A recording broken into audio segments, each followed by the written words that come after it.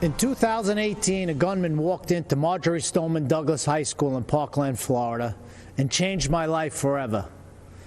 My name is Andrew Pollack. His name isn't worth saying. One of the seniors walking in the hallways that day was my beautiful daughter, Meadow. She was just months away from graduating and beginning a new life. We were so proud of the woman she had become. But in the hallway on that third floor, the gunman saw Meadow and shot her down the hallway, hitting her 4 times. After she was shot and on the floor, she crawled over to another student, a freshman girl, to protect her. She draped her body over her, and then the scumbag gunman shot my daughter at point-blank range 5 more times, killing Meadow and the girl she was shielding. She had a whole life ahead of her, and in that life, she could have done anything and been anything.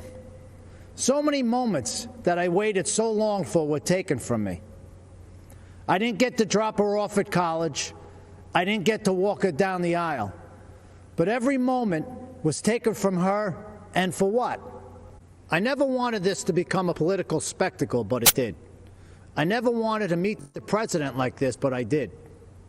I was invited to the White House. The truth is, I had just buried my daughter that week. I really wasn't interested in public events like a tour or a photo op. I was interested in answers and solutions.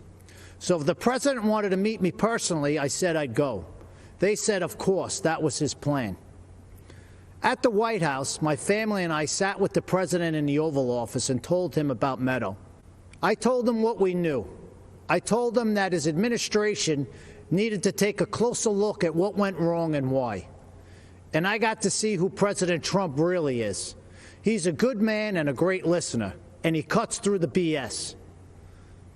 Then the president did what he said he would do. He took action. He formed a school safety commission that issued dozens of recommendations to make schools safer. But I'll bet you never heard about that. Instead, the media turned my daughter's murder into a coordinated attack on President Trump, Republicans, and our Second Amendment. In fact, when President Trump asked me and other parents of children that were murdered in school shootings to join him as he announced the commission's findings, the media's first question wasn't about protecting kids. Shockingly, they asked about the government shutdown. President Trump turned to me appalled and said, "Andy, can you believe these people? We're trying to talk about school safety, and this is what they do." But I could believe it.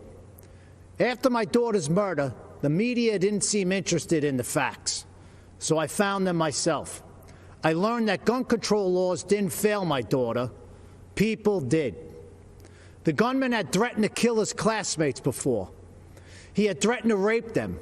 He had threatened to shoot up the school. Every red flag you could imagine. But the school didn't just miss these red flags. They knowingly ignored them. Far-left Democrats in our school district made this shooting possible because they implemented something they called restorative justice. This policy, which really just blames teachers for students' failures, puts kids and teachers at risk and makes shootings more likely.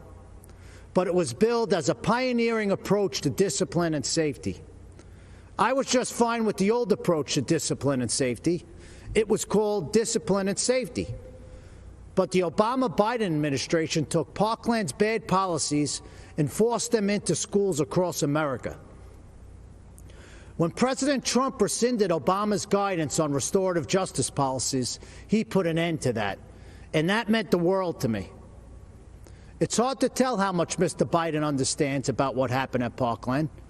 Mr. Biden has campaigned on bringing back restorative justice as part of his unity platform with Bernie Sanders and has pledged to implement it in school districts across America. But he doesn't even seem to know when the shooting happened. He said that he was vice president when it happened, but he wasn't. Mr. Biden may not know when my daughter was murdered, but I do. February 14, 2018. Mr. Biden may not know that these policies make shootings more likely, but I do. Mr. Biden may not know who was vice president that day, but I do. It wasn't Joe Biden. It was Mike Pence. Thank God. And I know who the president was, too. It wasn't Barack Obama. It was President Donald J. Trump, and he took action. I truly believe the safety of our kids depends on whether this man is reelected. I hope you'll join me in helping to make that happen. Mr. President, myself and millions of Americans appreciate you and love you. God bless America, and God bless our President, Donald J. Trump. Thank you.